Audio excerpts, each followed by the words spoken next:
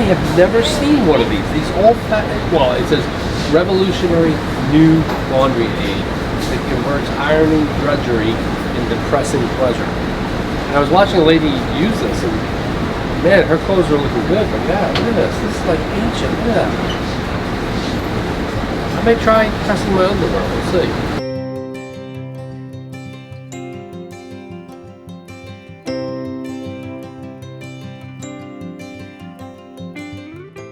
Okay, welcome to this week's episode of Luv Subbing. And this episode is our first one after our frame crack problem, in which an RV channel doesn't have an RV. So if you haven't checked out that video, go ahead and check that out there to see why we're kind of doing this. And we're being a little bit more creative with our content, and we actually looked backwards at some of our old footage and decided to put this one together. And this was footage that we have never used, that we shot like last year and the year before. But we think it's good stuff and some good recommendations that every RVer needs to know. Yes, this is going to be some tips and tricks for taking your laundry on the road and doing laundry in the laundromat and also at your RV.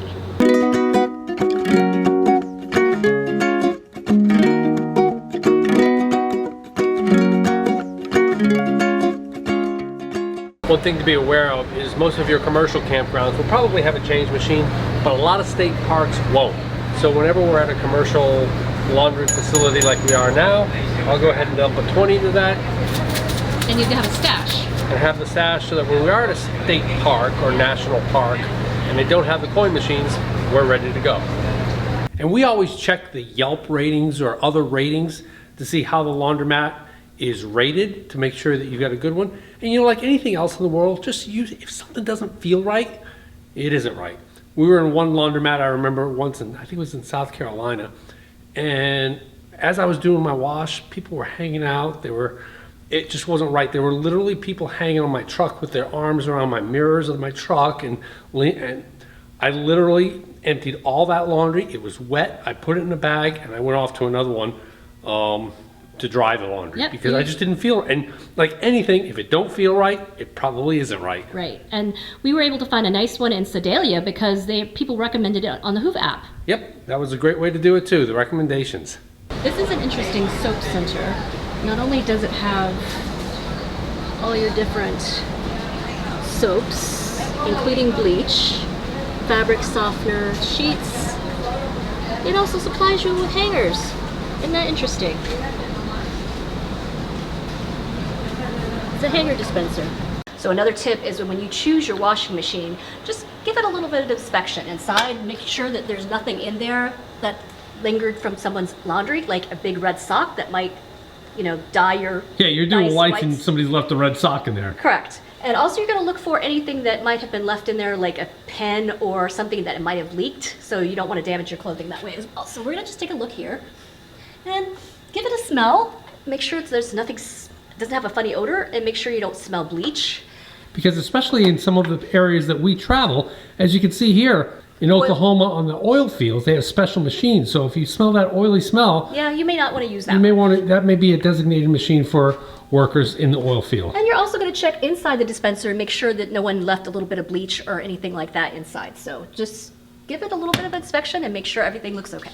If you're going to be running errands and you're in a busy laundromat, don't be that person that just leaves their laundry hanging around in either the dryer or the washing machine. You might find it dumped on the floor or something. You never know if somebody's really grumpy. Yeah, you might find it dumped who knows where. So you're just going to set that timer and make sure you get back in time.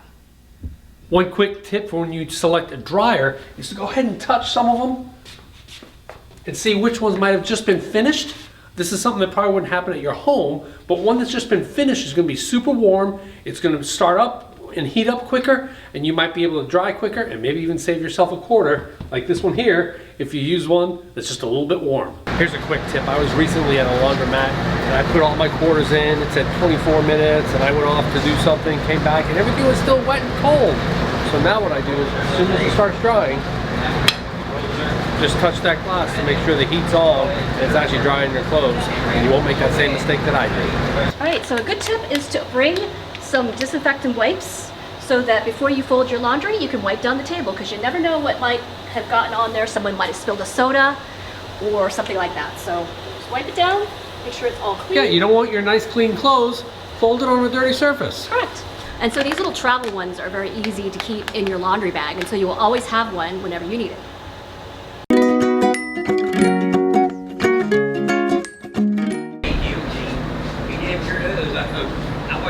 Right, so I think you could probably do something like this. You gotta right? wet it. What? You have to wet it down with the Like spray this? bottle. Yeah, he's on that. Like that? Yep.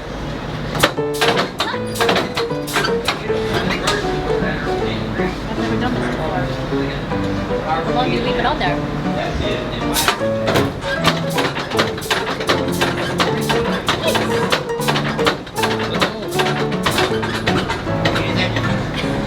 You just bring it down and then let it stop it. What's that? Just let it go? Let it go. Do I have Push. to, I have to spray it? Yeah. Yeah, you just gotta, like I say, that's what I'm doing. Yeah, you get to say, like that.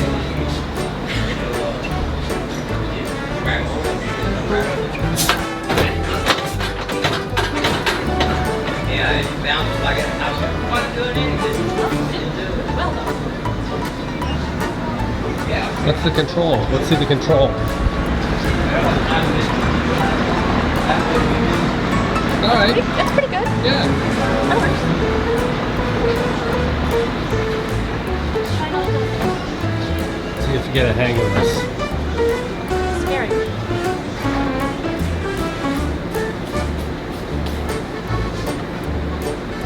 Just let it come down on its own. I'm getting better.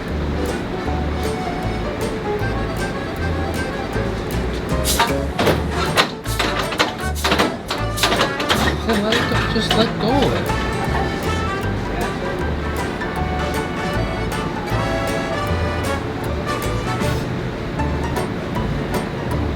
See if she gets it this time.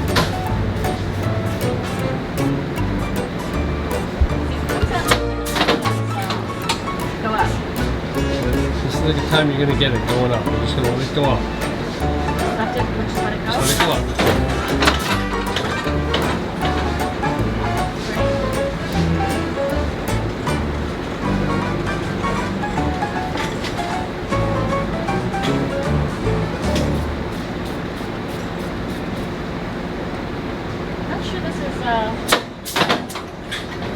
Not sure this is converting iron drudgery into pressing pleasure. Good point. There you go. All right.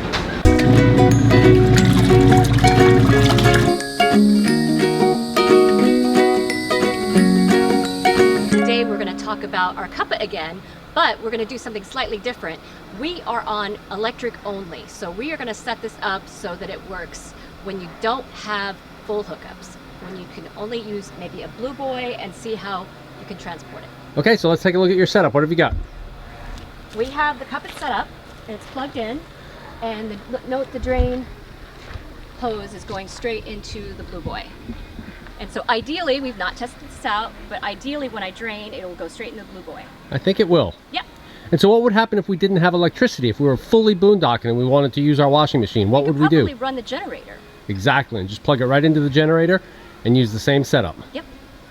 So you can see here, as I said before, we don't have water at this site, so we've got our jerry can. Yep. Let's go ahead and fill it up and See how it goes. see how it goes. So Rich is filling it up with a jerry can that he's gotten from the water source here, and he's going to fill it up about halfway. We're going to see how many jerry cans he's going to have to lug for this. 6 gallons, 8 pounds per gallon, about 50 pounds lugging. Yep, and it's what, maybe 50 yards away? Yeah. I can't see, so when is it full? It's getting there, a little bit more. All right, that's pretty good. All So what was our first epic fail?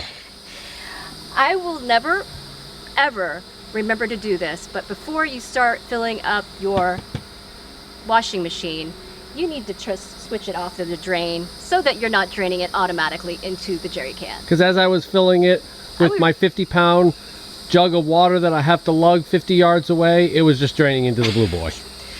I will never remember this, but this will be a reminding moment. So that's about as much as we can put in for one wash cycle. We're probably going to have to do 2 different wash cycles. But this view beats any view from a laundromat, doesn't it? Oh, absolutely. You can do it out here. Oh, look. For the, perfect.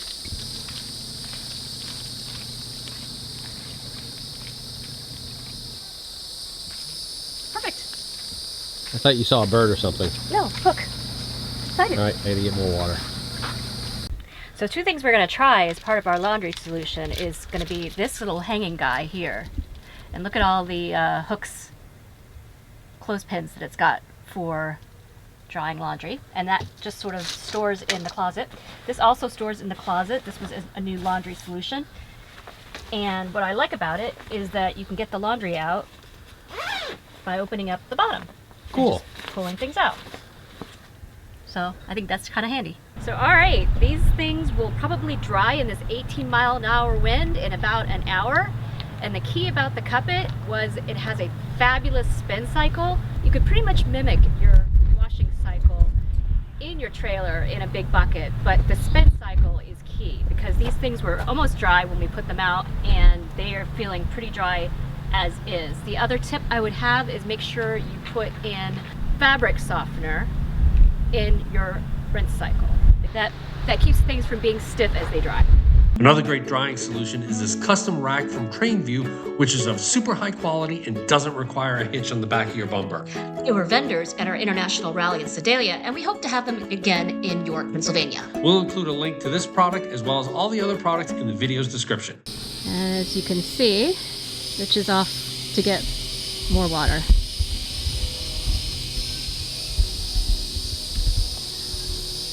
All right, here Rich comes back lugging his can of water, and that's partly my fault for leaving the drain on. So, lesson learned. So one thing with our new storage system, which are these 2 bins, until it gets perfectly balanced, you kind of have to hold it. Right, because it likes to slide around a little bit, but it's doing all right.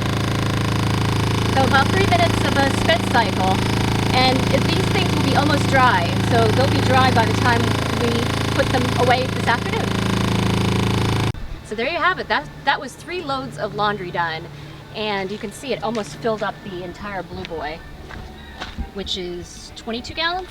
Yes. And so that's about how much water 3 loads of laundry will do, and that basically took care of about 5 t-shirts, 6 t-shirts, a couple dish towels, socks, underwear, and some tank tops. And I think that's about what we estimated. When we did it before, we said 8 gallons. So 3 loads, 21 gallons, Yeah, that's that's 7 pretty gallons a close. load. So Right. that's pretty close. So Rich is going to haul this Blue Boy off to the dump station, and I think we're going to call it a laundry day.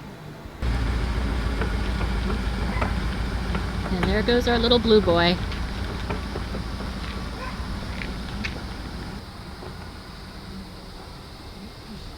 So there you have it. There are 2 ways to do your RV laundry, whether you go to a laundromat or whether you stay at your RV and you're not fortunate enough to have a laundry facility or equipment in your RV. So if you like this video, Give us a big thumbs up. and if you think we've earned a subscription, click the subscribe. Comment below if you have some tips and tricks for doing your laundry in your RV on the road. Because we come out with Airstream and RV related videos just like this one every Tuesday. Thanks for watching. And it'll still be every Tuesday. Thanks to all the comments you guys made, helping us out with some great content. And for the support as well.